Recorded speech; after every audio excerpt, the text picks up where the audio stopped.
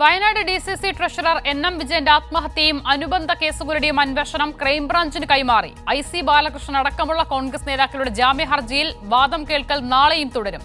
എന്നാൽ NM വിജയൻ അഴിമതിക്കാരനാണ് എന്നതുൾപ്പെടെ വിജയനെയും കുടുംബത്തെയും അപമാനിക്കുന്ന രീതിയിലുള്ള വാദങ്ങളാണ് ഇന്ന് IC ബാലകൃഷ്ണന്റെ അഭിഭാഷകൻ കോടതിയിൽ നടത്തുകയും ചെയ്തത്.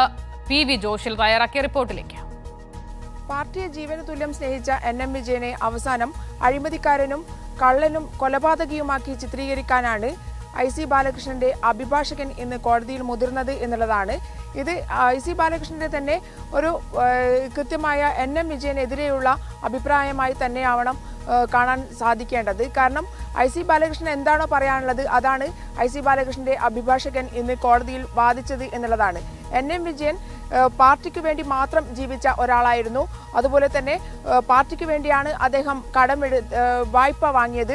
അതിനുശേഷം ഈ വായ്പ തുക വലിയ തോതിൽ വർദ്ധിച്ചപ്പോഴാണ് അദ്ദേഹത്തിന് ആത്മഹത്യ ചെയ്യേണ്ടി വന്നത്. ഇക്കാര്യങ്ങളെല്ലാം തന്നെ DCC നേതൃത്വത്തെയും അതുപോലെ തന്നെ KPCC നേതൃത്വത്തെയും അദ്ദേഹം അറിയിച്ചിരുന്നു.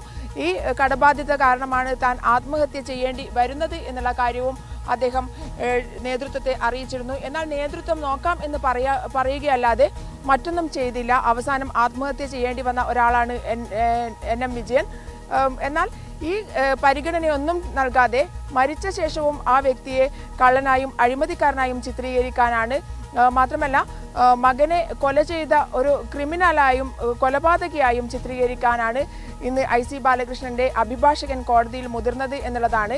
NM വിജയൻ അവസാനം മകനായി എഴുതിയ ആത്മഹത്യാക്കുറിപ്പിൽ മകനെ ഞാൻ എൻ്റെ കൂടെ കൂട്ടുന്നു എന്നുള്ള ഒരു വാചകമുണ്ടായിരുന്നു.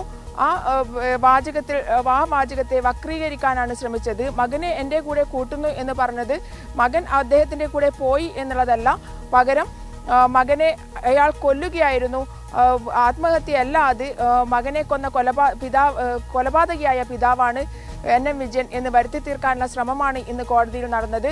എന്തായാലും വലിയ സങ്കടമുണ്ടാക്കുന്ന രീതിയിൽ, വലിയ വിഷമമുണ്ടാക്കുന്ന വാദപ്രതിവാദങ്ങളായിരുന്നു ഇന്ന് കോടതിയിൽ നടന്നത്. കോൺഗ്രസിനെ അത്രയേറെ സ്നേഹിച്ച്, കോൺഗ്രസിന് വേണ്ടി അത്രയേറെ കടം ഉണ്ടാക്കി അവസാനം ആത്മഹത്യ ചെയ്യേണ്ടി വന്ന ഒരാൾ BJP ഭരിക്കുന്ന ബാങ്കിനെ തകർത്ത് അവിടെ ഭരണം കൈയാളാൻ വേണ്ടി, കോൺഗ്രസിന് ഭരണം നേടാൻ വേണ്ടി 32 ലക്ഷം രൂപ വായ്പയെടുത്തു. അതിനുശേഷം ഈ തുക 65 ലക്ഷമായി ഉയർന്നപ്പോൾ, കടമായി ഉയർന്നപ്പോൾ, വായ്പാ സംഖ്യ ഉയർന്നപ്പോൾ പിന്നീട് കോൺഗ്രസ് നേതൃത്വം കൈവിട്ട ആളാണ് NM വിജയൻ.